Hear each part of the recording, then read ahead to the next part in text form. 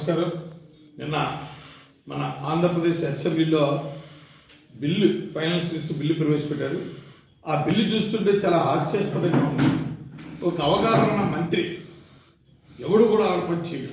ఈయన ఎంతసేపు మన ఫైనాన్స్ మినిస్టర్ స్టేటస్ ఏంటంటే ఆయన గురువు ఏంటంటే లిక్కర్ మాఫియా. ఈ రోజున ఆంధ్ర రాష్ట్రాన్ని పీడిస్తున్న పనికిమాల బ్రాండ్ అని కూడా ఈ బొగ్గన రాజేందర్ రెడ్డి గారి.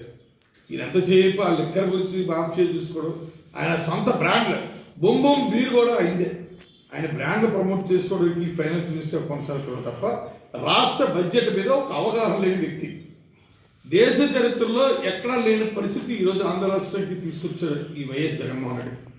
గతంలో ప్రతి ముఖ్యమంత్రి కూడా బడ్జెట్ ప్రవేశపెట్టే ముందు ఎక్సైజ్ చేసింది, దీనికి ఇన్కమ్ సోర్సెస్ ఎలా పెంచాలా అని ప్రతి ఒక్కరు కూడా ఆదిగా రాష్ట్రం ఉమ్మడి రాష్ట్రంలో తమిళనాడులో ఉండి విడిపోయిన దగ్గర ఈరోజు కూడా డే బై డే రాష్ట్ర గ్రోత్ పెరుగుతూనే వచ్చింది.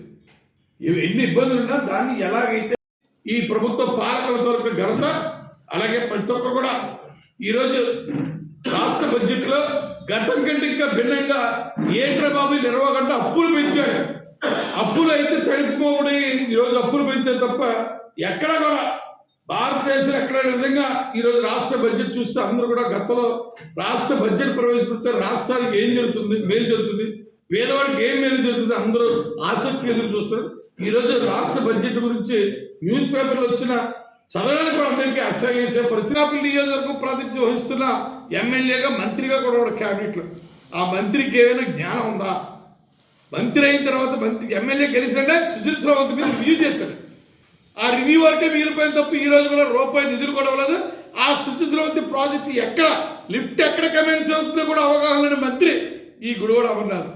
మా అనకాపల్లి నియోజకవర్గంలో ఫస్ట్ సుజిత్ శ్రవంత్ గ్రావిటీ ద్వారా వాటర్ ఇచ్చింది కూడా అనకాపల్లి నియోజకవర్గం కసికోట మండలానికి ఆ రోజు రూపకల్పన చేస్తే ఈరోజు సర్వనాశనం చేశారు. ఇరిగేషన్ వ్యవస్థ ఎక్కడ కూడా రిపేర్ లేవు, పొడుగు తీయడానికి కూడా డబ్బులు ఇవ్వలేదు, బడ్జెట్లో లేదు.